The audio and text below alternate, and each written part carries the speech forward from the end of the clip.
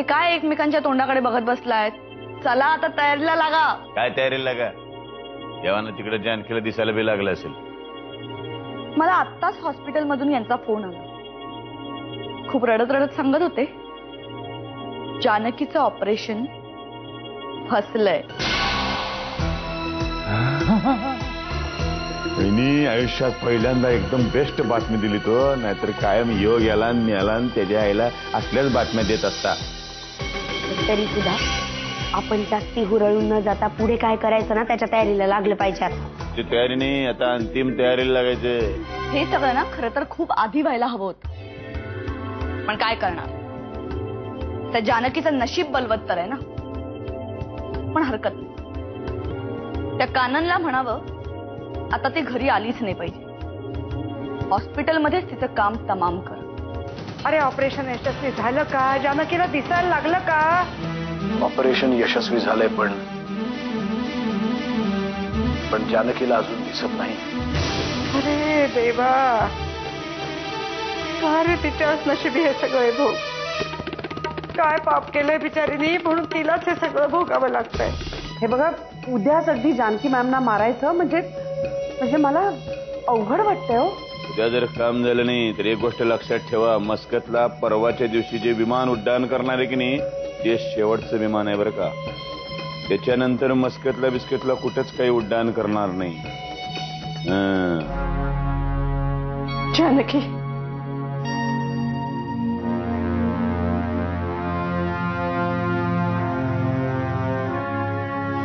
म्हटलं होतं ना तुला, प्रकाश घेऊन ये घरी.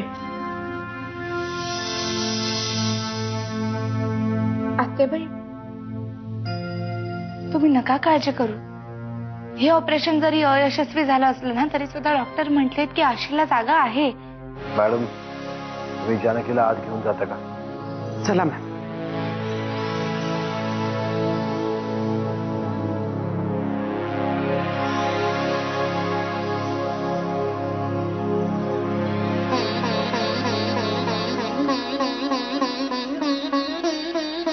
आत्या,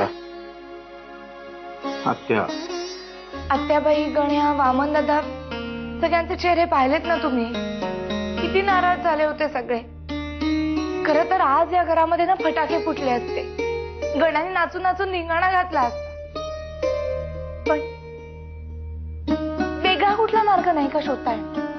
मी जाते आणि आत्याबाईंना सांगते की मला सगळं दिसतंय आता म्हणून. प्लीज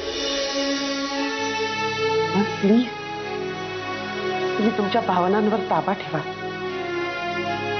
हे बघा, आपल्याला आता एकमेकींशी बोलताना पण सावध राहिला पाहिजे. तुम्हाला दिसण्याचा उल्लेख टाळला पाहिजे. चुकलं माझं, पण मला समजून घ्या. हे बघा, तुम्हाला दिसायला लागलं हे जर गुन्हेगाराला कळलं तर कदाचित तो तुम्हाला मारून टाकण्याचा प्लॅन रद्द करू शकतो. आणि मग आपण त्याला पुराव्यासकट कसं पकडणार? मी ऐकेन तुमचं सगळं. काननबाई,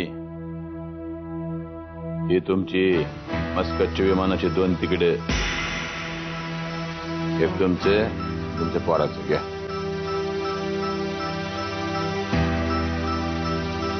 आधी सांगितलेलं काम कधी करणार? लक्षात आहे का? हे काम करायच्या बदल्यातलं आहे हे सगळं. जानकी मॅमला मारल्यानंतर तुम्ही मला दगा दिलात तर? अहो काननबाई, तुमच्याशी असा कसा वागन मी? तुमची गरज आहे की नाही मला? मग विश्वास ठेवा की थोडा तरी.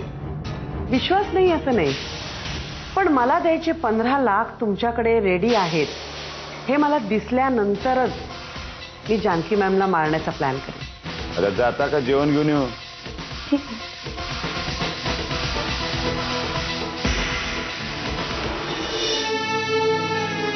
गेल्या काही दिवसात माझ्या वागण्यामुळे, बोलण्यामुळे तुला जो काही त्रास झालाय त्यासाठी मला माफ कर.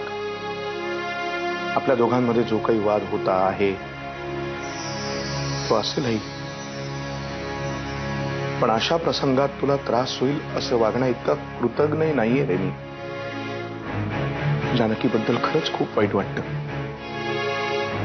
त्याहीपेक्षा खंत ही वाटते की तिच्या ह्या परिस्थितीत आपण तिला काहीही मदत करू शकत नाही. जर का त्या बाईने 25 लाख रुपये मागितले होते तर तुम्ही 25 लाखांची तयारी करायला हवी होती. आपलं काय ठरलं होतं? 10 लाख द्यायचे आणि काम झाल्यावर तिथंच काम तमाम करायचं. पुढच्या प्रश्नच येत नाही पैसे द्यायचा. ही बाई जरा जास्त शहाणी निघाली. आता काय करायचं? बरं तुम्ही एक काम करा, त्या काननला सरळ सांगा की आता यापुढे आम्हाला तुझी मदत नकोय. जेवढी मदत केली तेवढी खूप झाली. आता यापुढे तुझं तोंड बंद ठेव आणि निघ इथून. अशी कशी जाऊ देईन मी तिला? 10 लाख रुपये दिलेत ते काय उगाच आहे? तर पैसे तरी वसूल करेन, नाही तर काम तरी करून घेईन, नाही तर तिचा जीव घेईन मी.